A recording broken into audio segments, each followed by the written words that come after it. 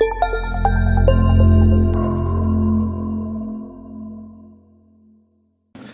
it's Mike Hambright with FlipNerd.com. Welcome back for another exciting VIP interview where I interview some of the most successful real estate investing experts and entrepreneurs in our industry to help you learn and grow. I'm excited today. We have a special guest, Tom Wheelwright. He's one of Robert Kiyosaki's Rich Dad advisors. Tom is the CEO of Provision, a strategic CPA and tax advisement firm that focuses on helping entrepreneurs and investors keep more of their earnings and make great tax decisions. Tom's also the #1 best-selling author on Amazon right now as we speak with his book, Tax-Free Wealth, and we're going to provide you a link for that. And it's very fitting for the time of the year as we round out 2014 here. So today, Tom is going to discuss things that you can actually do in 2015, that is, after the year is over, that will impact your tax bill in 2014, probably some things that you didn't know about. And he's also going to discuss some new tax regulations and IRS rules that very few people are talking about right now that he's going to share that could impact you as well. So it's going to be an exciting show today. Before we get started, though, let's take a moment to recognize our featured sponsors. RealtyMogul.com is an online marketplace for real estate investing, connecting borrowers and capital from accredited and institutional investors.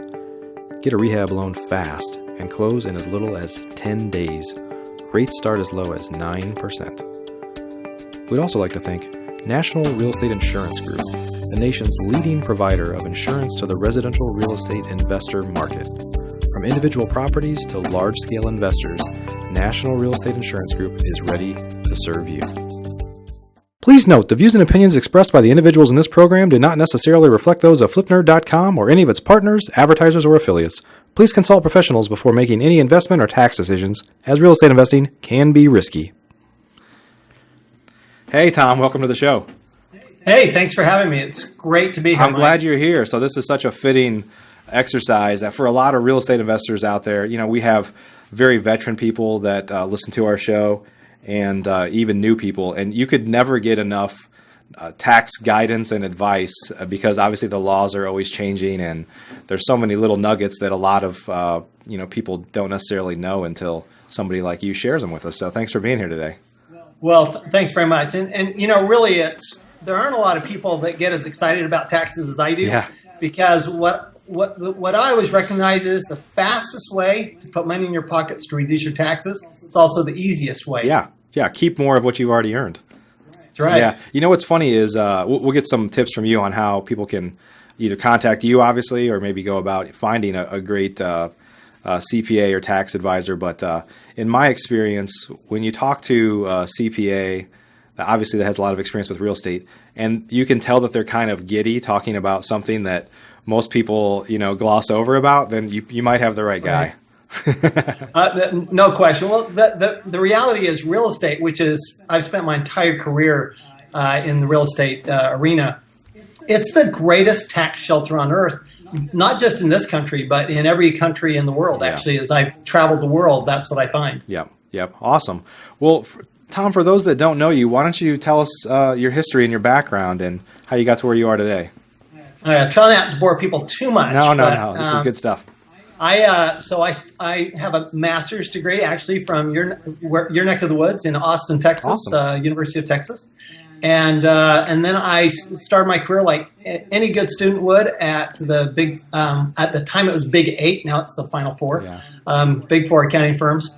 With Ernst, and it was Ernst & Winnie at the time, and later Ernst & Young. Spent several years there, 7+ years, including 3 in their national tax department. Okay. I was actually, the last time the tax law was completely revised was 1986, and I was in Washington, D.C. at the time. So it was a pretty, from a professional standpoint, that was a pretty exciting time. Yeah. Then I've been in Arizona for the last almost 30 years, 25 years. And spent 4 years as the in-house tax advisor for a Fortune 500 company here in Phoenix. And then 20 years ago, we celebrate our 20th anniversary in March. I started Provision with 2 clients and no employees out of an office in my home. Yeah, that's awesome. So Tom, when you obviously have a lot of tax experience prior to going out on your own, or how did you find your way kind of into focusing more on the real estate space? Was that just happenstance, or was there something that you were passionate about? No, my parents were real estate investors. Okay. And my dad was an entrepreneur on top of that. And then the specialty area that I really liked when I was in graduate school was partnerships. And as you know, since you're in real estate, partnerships are the way to go in most cases in real estate. And now we have, since 1977, we have limited liability companies, which is even better because it's like partnership with asset protection. I know you had my friend Garrett Sutton on the show not too long ago, and he'll tell you all the great things about limited liability companies or LLCs. Well, there's some terrific tax advantages with LLCs as well, and you can have an LLC be taxed as a partnership. So that's really where I got into real estate, was through my technical experience in partnerships.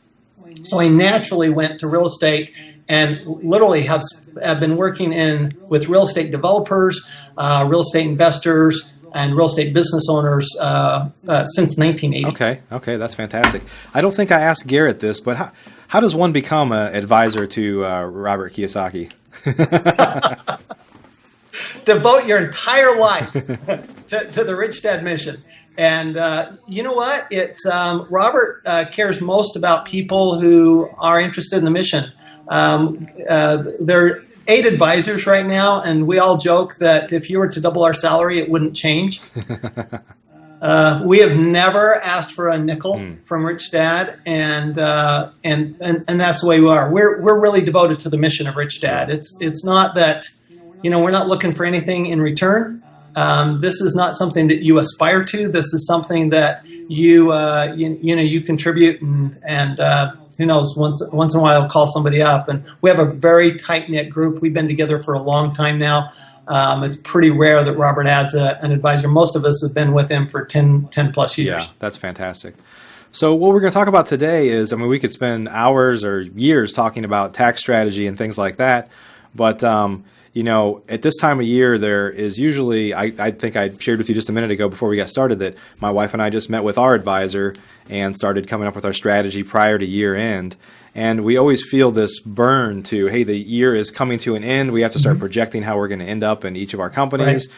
We start doing some intramural stuff where, we're transferring things from different companies. We're really trying to minimize our tax bill, clean things up, and kind of plan for how we're going to end the year. But as you were sharing a little bit ago, unbeknownst to a lot of people, there are actually things that you can do in 2015 after the year has ended that will come back and affect your 2014 year. So you want to share some of those things that people, maybe you could give some context to the types of things that they have to do before the year is up, and then the types of things that, could potentially wait.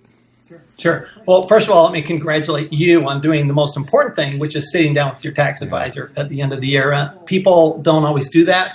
They think, that's another expense. But the reality is that when you're a professional investor or a professional business owner, you recognize that when you spend money on professional advice, it's not an expense, it's an investment. And the return, as you were telling me earlier, is way higher than probably any return you get on real estate. Sure. So the return with your tax advisor is going to be number one. So that's actually chapter 23 of my book, is how to find the right tax advisor. Oh, great. So, later on, if you want, when we share the link, we'll actually share a link where they can get a free copy of that fantastic. chapter. That sounds good. Because I think the most important person in your life financially, outside of your spouse, is your tax advisor. They're going to have the biggest impact. And the first thing to recognize, whether it's your tax advisor or yourself, is to recognize what the tax law really is. Most people are scared to death of the tax law. They think that it's something to punish you, when the reality is there's one line in the Internal Revenue Code that says all income's taxable, unless we say it isn't. And there's about 29 pages of charts and tables that tell you how much tax to pay. But there's a total of 5,800 pages in the Internal Revenue Code. That's not counting regulations, rulings, anything else. Of that 5,770 pages, all of that, except that 30 pages that tell you how much tax to pay, is really a roadmap to reducing your taxes. What people don't normally realize is that tax law is just a series of incentives for business owners and investors, and that the investors that get the most benefit, without exception, are real estate investors. Yeah. So that's why, as we were talking earlier, I was saying that real estate is one of those few areas where you can actually do something after the end of the year to affect what happened during the year. There's actually opportunities to catch up on your tax benefits. So there are really two things that we ought to talk about, and they're related. Of course, the greatest tax benefit to real estate is depreciation. I mean, everybody knows that that's the greatest tax benefit is depreciation. So, of course, it doesn't apply if you're flipping properties or developing properties, but certainly I know a lot of your listeners, viewers are buying and holding property, and for them, getting the most depreciation possible is huge, because the more money you have now, the more money you have to invest in more real estate, right? Absolutely. So the easiest way to get that money is to reduce your taxes. Yep. And the easiest way to reduce your tax if you're a real estate investor is to accelerate your depreciation. And the way to do that is through a cost segregation. Now, cost segregation is simply when you think about when you buy a piece of real estate, you think about what you purchased. You bought the land, you bought the building, but you also bought the improvements to the land, like the fencing and the lighting and the driveway and the et cetera, the landscaping, and you bought the improvements to the building. So you bought all the contents of the building, whether it be the ceiling fans or the cabinets or the some of the wiring that is specialized wiring. And there's all sorts of things. What I find is the biggest mistake real estate investors make, number one mistake, is they don't do a cost segregation. A cost segregation just means, by the way, it's entirely not only allowed, but expected under the law. There's an IRS audit guideline on how to do it. There's a couple of requirements. First is you must hire a professional to do this. The IRS will just slam the door on you if you don't hire a professional to do this. And the professional should be either a CPA or an engineer, or best is hiring both. Okay, so when we actually don't do this work ourselves, we refer it out in we hire a firm that has both a CPA and engineer. Basically what they're doing is they're analyzing the property and determining what portion of the cost of that property should be allocated to land, building, contents, and land improvements. And when they do that, so I'll give you a simple example. Sure. If you were doing commercial real estate and the building itself, you get about 2.5% a year of the cost of that building is depreciation. But the contents, you're going to get 20 to 30% a year. So it's 10 to 15 times as much depreciation in the early years. And as long as you continue investing, you're going to continue to build your depreciation. So cost segregation, by the way, it does not have to be done before the end of the year. This is one of the things you can go backwards on. Not only that, I'm going to tell you a secret that very few people know. Let's say that you bought your building 5 years ago.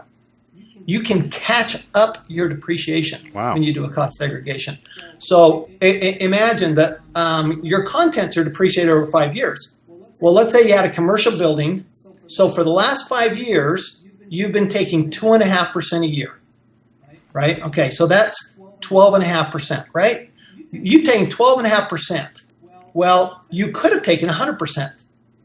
Which means that there's 87.5% you haven't taken. That when you do that cost segregation, you get the entire 87.5% the year you do the cost segregation. Wow! So there's a huge catch up. I mean, literally, we've had clients that saved over $1 million of taxes and got that much in a refund just the first year they did a cost segregation, and then of course it benefits you ongoing. Sure. So the cost segregation is something, it's not very expensive. I mean, you could do an entire apartment building for $15,000 and you might save a couple $100,000 in taxes the very first year. So talk about some items that you can accelerate in the different schedules. You said something about 5 years, but is everything the same 5 years, or are there some things that have longer, like roofs, for example? It's not. Again, this is why you have to have a professional do this. Okay, there are some things that are 5, some that are 7, some that are 15 years, some that are 10 years. So it's not as simple as saying, okay, you got 5-year property, you got 15-year property, and you got 27.5-year property. Okay, sure. You really have to look at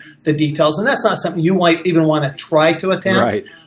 Nor do you want your CPA to try to attempt it. You want a professional who all they do is cost segregation. So that's why we refer it out, even though we understand it, really well. Yeah. It's a very technical discipline. You're going to get a massive report.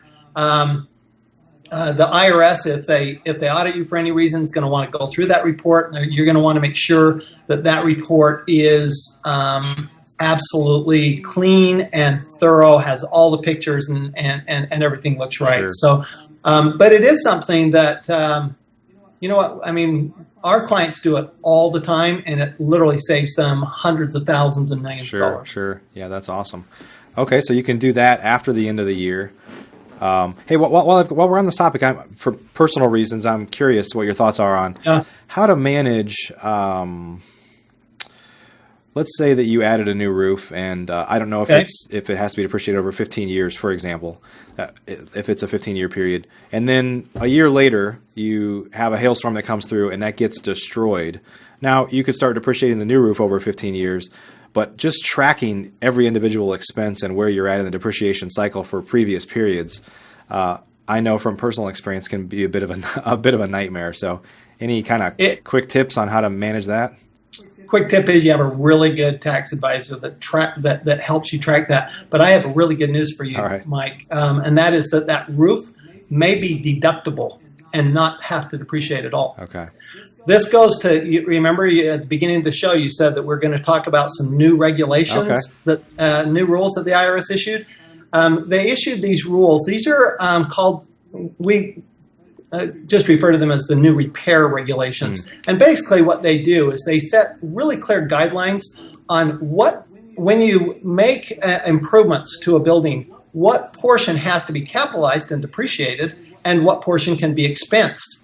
And they use it, and it's a very complex set of regulations. So this is where you sit down with your tax advisor and you make sure, first of all, your tax advisor is a real estate specialist. Yep. I mean, this is a very technical area. As you know, you don't just hire any tax advisor for this. Right. You must have somebody who really understands real estate, and preferably is a real estate investor themselves. Sure. Okay. Because then they'll have a different perspective Absolutely. on it. But then what you do is they go through very much like a cost segregation, and they look at what have you done. And here's another one. You can do this retroactive. So you could look at let's say over the last 10 years, let's say you hire your tax advisor and they go in and they review your improvements to your buildings over the last 10 years. Basically, you can go back forever, but let's take 10 years. And what they find is that under these new rules, because these are changes, they just happened this year. Under these new rules, you should have deducted a whole bunch as repairs that you actually capitalized and depreciated. Well, you can catch up all those repairs in 2014. Okay, you have to file a change. It's called a change of accounting method. It's a Form 3115. Now, here's a tip for everybody. Every real estate investor must file a Form 3115 for 2014. It's attached to your tax return. It's something that your tax advisor should know how to do. If they don't, by the way, wrong tax advisor, get a new one. But they really have to. The IRS has said you need to. I've been to many conferences, including one I just went to in Washington, D.C., which was the National Tax Conference for the American Institute of CPAs. And all of the speakers there said you must file a 3115. I think it's very advisable. Even if you think you've been complying, you really couldn't have been, because the rules are brand new. We didn't know what they were. Prior to 2014 and these rules, what we had was a bunch of court cases. And we did our best to follow the court cases, but they were different in every jurisdiction. Right. So what we have now is we have a clear set of rules. I like them. A lot of people don't like them. They say, oh, they're more restrictive, et cetera. I disagree. I think that it's really nice to finally have a clear set of rules on what you what you have to capitalize, what you can take to repairs. And I don't think they're nearly as restrictive as I'm hearing most tax advisors say they are. My reading of them and what I'm getting from some of the conferences I'm going to, is I've been going to a lot of training on this year, is that there's just a huge opportunity, and there could be literally, you could have hundreds of thousands of dollars of items, like a roof, for example. A roof typically, not always, but typically a roof's going to be deductible. It's a repair. Yeah. Because the unit of property you have, I mentioned that term before, the unit of property is your building. The roof's not a separate unit of property. Therefore, the roof's just a part of that property, and typically you're not replacing the whole roof. Really what you're doing is you're putting new shingles on it, or you're replacing a part of it. Yeah. And because of that, you ought to be able to, in many cases, deduct that roof completely when you put it on. When it's damaged, of course, then you get deducted again. So Tom, where would somebody find, do you know what would somebody search for? Where would they find these rules? I'm going to tell you, I don't normally share a lot of personal information on the show.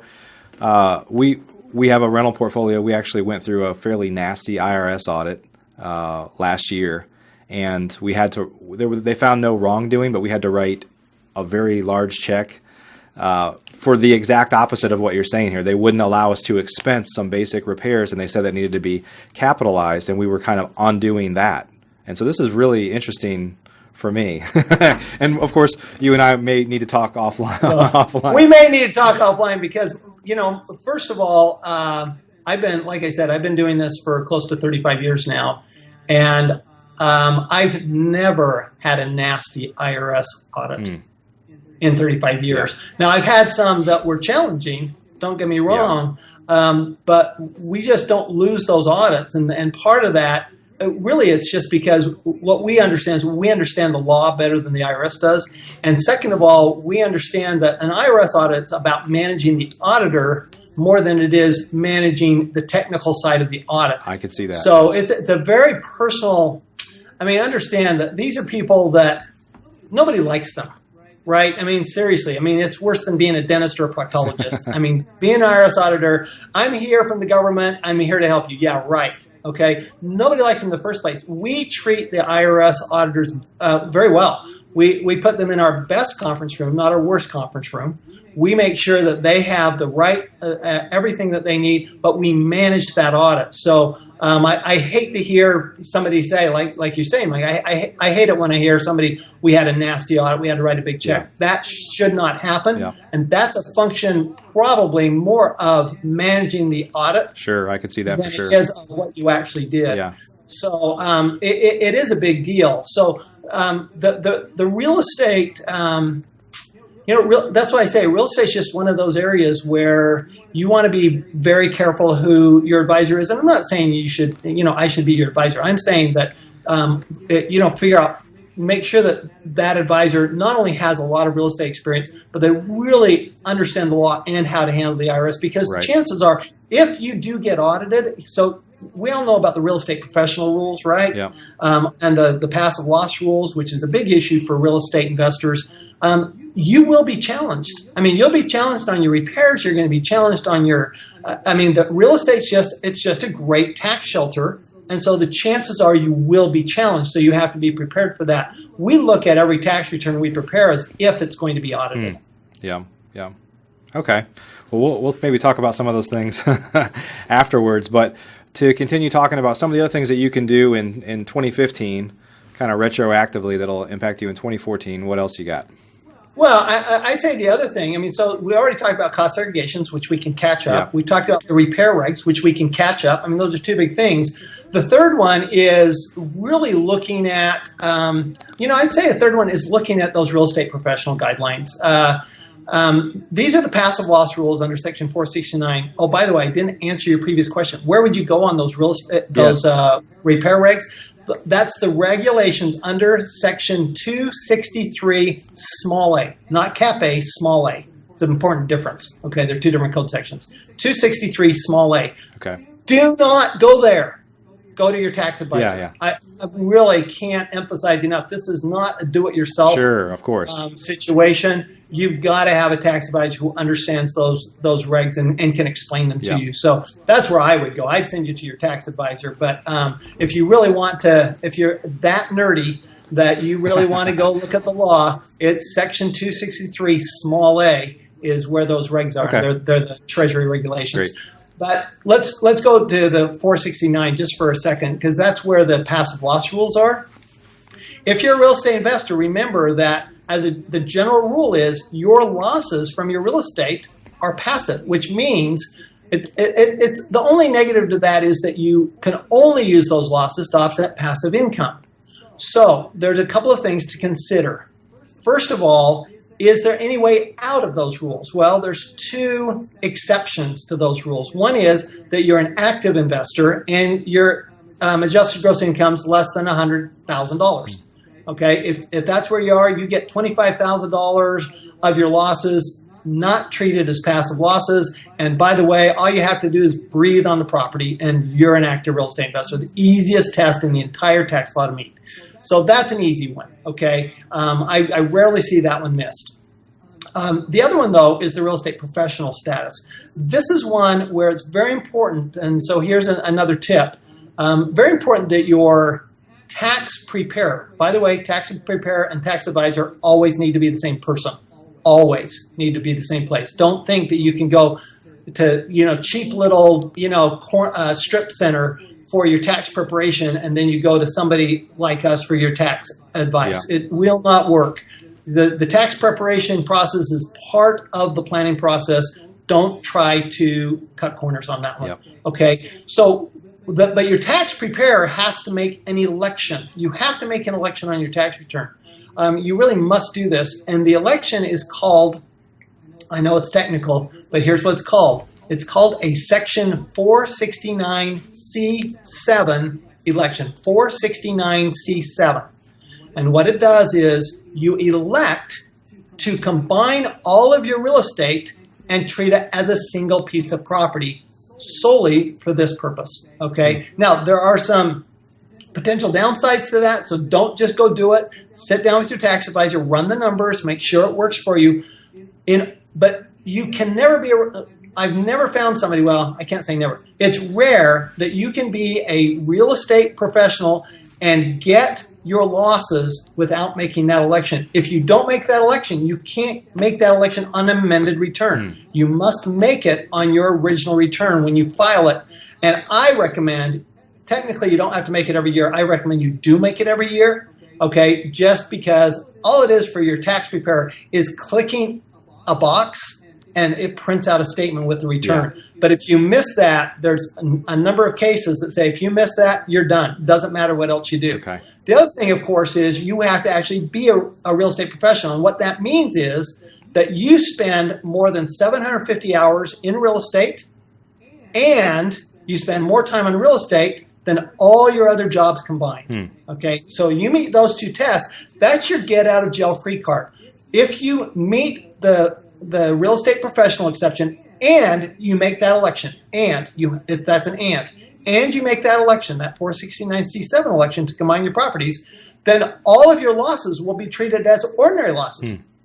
That means you can offset your other business income. It means you can offset your wages from your spouse or your wages. It means you can offset your interest income, your dividend income, all of that income. In addition, by the way, if you're a real estate professional, you are not subject to the new Obamacare tax on your real estate income. Okay, that's an exception to that rule. You are not subject to that 3.8% Medicare tax on your real estate income. So that's a very important thing to do. Absolutely. And it's something that you do when you prepare your tax return. Now, here's a quick caveat. If you are audited, you will be challenged. Yeah. So don't say that you are. We actually require our clients to sign a form every year saying, I meet the tests, here are the tests, and I meet them. Because if you don't meet the tests, you will lose that argument, and you're going to have a big tax bill, and you're going to be writing a big check to the IRS. In my experience, one of the things that I think is important, I think you'll probably agree, but it'd be interesting to hear your thoughts. A lot of CPAs, tax advisors that people use, if they're not also investors, they tend to be conservative by nature, and they really have no vested interest in pushing the envelope for you, pushing the limits, taking things not over the line but to the line. And most would prefer to just stay safe, and because they don't want to be audited. Whereas I think some of the very best people don't mind being audited because they want to take it to the line every time for their clients. Yeah, so I would actually say two things about that. First of all, if your CPA is afraid of an audit, then you need a new CPA because you do not want your advisor being afraid of the IRS. That means that they feel like they know less than the IRS knows, and I think the IRS knows very little. So that means that your tax advisor knows even less than the IRS. I mean, that's like IRS, typically they're the C students. That means that your tax advisor is a D student, okay? I mean, seriously, I'd rather have the A student handling my audit. But the second thing I'd say is, okay, so my question is, what constitutes conservative and aggressive? Because we get this question all the time. Are you conservative or are you aggressive? Well, I think we're the most conservative firm in the world, and here's why. Because I think the definition is, do you stay within the lines of what you know? Okay, so if you were to draw a horizontal line, and that horizontal line was the entire tax law, and then you draw a line of what you know, and let's say your line is like, just like an inch into that line, and that's all you know about the tax law, then that means that anything outside of that line is going to be aggressive for you. Well, that's what you're talking about, is these tax preparers, they only know that very small portion of the tax law, so anything outside of that is aggressive for them, and they should not be doing it. The key is find a tax advisor who understands most of that tax law. If we understand, we're nerds. I mean, I am a tax nerd through and through. It took me a long time to admit it, but I love it. It's who I am. It's what I do. I love the tax law. I love reading the tax law. I love interpreting the tax law. I love going to seminars about the tax law. I mean, total nerd. I mean, I love the name of your company, Flip Nerd, because I would be taxnerd.com, right? Yeah. Because here's the thing: once you understand the law, then anything that you do within your understanding is conservative. So I would say the things we do, we don't do anything we don't understand. Okay, and it's important that your tax advisor not do anything they don't understand. So if you're finding that you feel like they're a little conservative, and maybe you know some things they don't, again, time for a new tax advisor. Find an advisor who understands the law so well that whatever they're doing, while it's more than what you would know about, is well within the confines of what they know about, and so they have no problem supporting it to the IRS. Absolutely. Well, Tom, I want to make sure we have time to talk about some of the changes that are coming up that we wanted to get into today. Can you share some of those? Well, yeah. So remember that we have an extenders bill that has not been signed, has not passed as of the date we're recording this. The extenders bill. Remember, last year there were 55 tax benefits that that ended at the end of 2013. They were not extended into 2014. Both the Senate and the House, the Senate Finance Committee, the House Ways and Means Committee, these are the tax committees of the respective houses. Both of them have taken up this bill. We thought it was going to be passed back in June, but what we had was the House wanted to make these permanent, the Senate wanted to make them temporary again, and there's a big budget issue when you do that. So what we're left with now is we don't know what portion, if any of them, are going to actually be signed into law. And it very well might be January before these extenders are signed, even though they will be retroactive to the beginning of 2014. So some of those include that our listeners here would be interested in.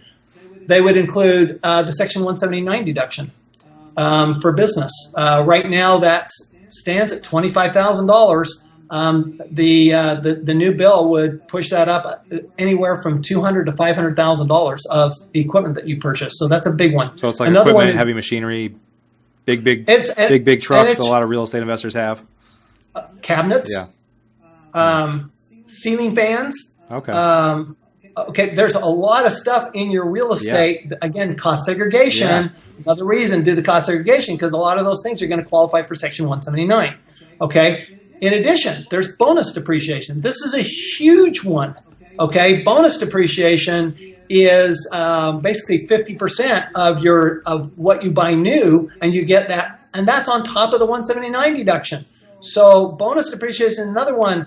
I actually was surprised it was even in the extenders bill, because to me, I don't think it accomplishes what it wants to accomplish, where I think the 179 deduction does, but I'm not going to complain because it's a huge benefit for our clients. That's another one that's in that extenders bill. A third one is research and development tax credit. I know real estate investors don't typically think of that, but you got flipnerd.com. I'd be thinking about you got a new business there. I'd be thinking about the research and development tax credit. By the way, in many states do have the research and development tax credit, and it's bigger for the states than it is for the federal. So that's a big one too. There are 52 other extenders that have not been extended. Here's one that does affect some real estate investors. That's the conservation easement guidelines. The conservation easement, where you put a conservation easement on your property so that it can't be developed. Right now, the limit of deductibility is 30% of your adjusted gross income, where the extender would make it 50%. So there's just all sorts of little things that go on in this extenders bill. That's something that you're definitely going to watch for. Something that you should, again, with your tax advisor, make sure that ask them, tell me about the new laws, and make sure that they stay on top of that. It is a full-time job. Absolutely. To stay on top of all these tax changes, and this extenders bill is going to have a serious impact on a lot of businesses, including real estate investors. And let me say one other quick little thing about real estate investors, because you include in your term real estate investors flippers, right? People who buy and then fix up and then sell their properties. That's from a tax standpoint, that's not an investment. It's a business, okay? So you have to treat it like a business. So the cost segregation rules don't apply to that business, okay? They only apply if you're going to hold it. However, the repair regs do, okay? The repair regulations do apply to that. So even if what you're doing, and you say, well, cost segregation doesn't apply to me because I'm not holding any of it, I'm selling it, I'm developing it and selling it. If the repair regs will still apply to you. And so you want to make sure that anything you put into that home is, or that property is deductible as much as possible right off the bat, because then you get that benefit right away instead of having to maybe wait till next year when you sell the property. So specifically things that you have in your inventory at the end of the year, you're saying? Well, yeah, because anything you have in the inventory at the end of the year, I would look at, okay, what kind of costs have I incurred that I might be able to deduct for 2014 instead of capitalize and then get the benefit when I sell the property. So that would be a way to accelerate some deductions if you want. Sure, that's interesting. Yeah, that's really interesting. Yeah, great. Well, Tom, man, I wish we had more time. We might have to do a part 2 at some point.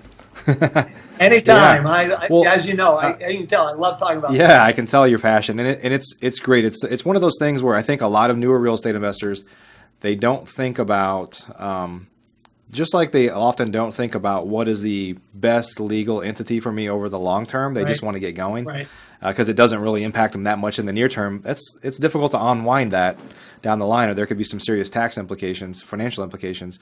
But even with tax advice, I think there's so many people that just want to get started, and they're like, if I make enough money, it'll all work out. But once you start to make money, you realize how much you're willing to fight for keeping as much of that as you can. Well, and the reality is, in most cases, I've talked about a couple of times, you can go back. In most cases, you can't go back. Yeah. So if you don't set things up right from the beginning, the number one thing everybody who's watching this should do is develop a comprehensive long-term tax strategy with their tax advisor to permanently reduce their taxes. Awesome. Well, Tom, tell us how folks get access to your book. We're going to provide links, but just go ahead and tell us to your book, and then to learn more about all the great work you're doing. Awesome. Well, thank you very much for that, Mike. Appreciate the plug. Go to taxfreewealthadvisor.com, taxfreewealthadvisor.com. And you get a free, there you can get a free chapter 23 in my book, which is how to find the right tax advisor, how to tell whether you have the right tax advisor. And you can buy my book really anywhere. You can buy it on Amazon, as you know, because it's #1 right now. You can buy it in Barnes & Noble. It's on audio. I read the book myself, so you get to hear like 15 hours of my voice. That's awesome. How fun is that? Yeah. And it's also on, of course, Kindle, and you can buy it on Kindle or iBooks. Sure. And how about learning more about your firm, and if people have an interest in potentially working with you? You know what? Come to taxfreewealthadvisor.com. I actually think that's really simple to remember, Okay. really easy to come to, and you can find out. The firm name is Provision. But if you go to Provision, you'll find Provision is actually a nonprofit, which it should be providing provisions for the poor. But our company, of course, is an international CPA firm, and best way to find it is taxfreewealthadvisor.com. Awesome. Well, Tom, thanks again for your time today. Appreciate it. It's one of those things that I'm a little nerdy about it too, because I know the benefits of doing this right, and I know some of the pain of doing it wrong, maybe. So Clearly. I can appreciate all you do, and I'm sure all your clients do too. So, hey, thanks so much for your time today. Definitely appreciate it, and look forward to talking to you again soon. Thanks. All right, have a good day. Are you a member of FlipNerd.com, the most robust real estate investing platform in existence, where you can find off-market wholesale deals and great vendors literally in your market? You can get access to advice from experts and learn about local clubs and events right in your backyard. If not, please visit FlipNerd.com and register for a free account. You can register in less than a minute. It's pretty much the coolest site that's ever existed in the real estate investing industry, so get on over to FlipNerd.com.